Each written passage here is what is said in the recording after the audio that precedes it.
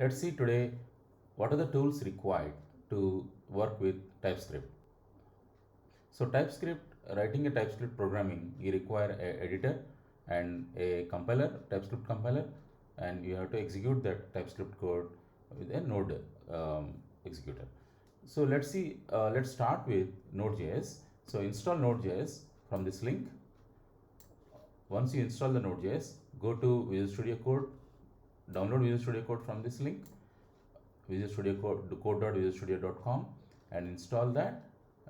So if you want to install both Node.js and Visual Studio Code, go to Visual Studio Code terminal, open the Visual Studio Code and go to terminal. So the Visual Studio Code look like this. If you click, you say new terminal, it will open a terminal like this, right? Here you run npm install TypeScript, right? So you type like, you can copy this code or you can type npm install TypeScript, right? So once you hit this, you can start installing this code, right? So it will, once you start, I'm not installing because I have already on my system. You can use this command to install TypeScript. If you want to make sure Node is installed, just type npm and see, right? It will show you if Node is installed successfully in your machine or not. So if you install npm, right?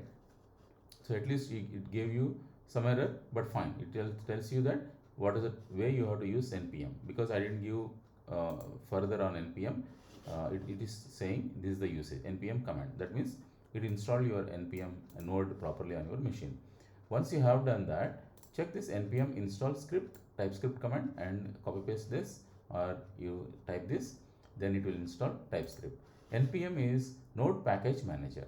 So any of the node packages like TypeScript, or once you get into the programming, you have to install many packages like this.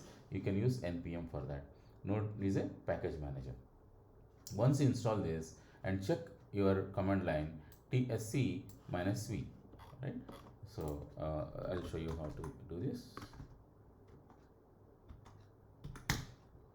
tsc -v.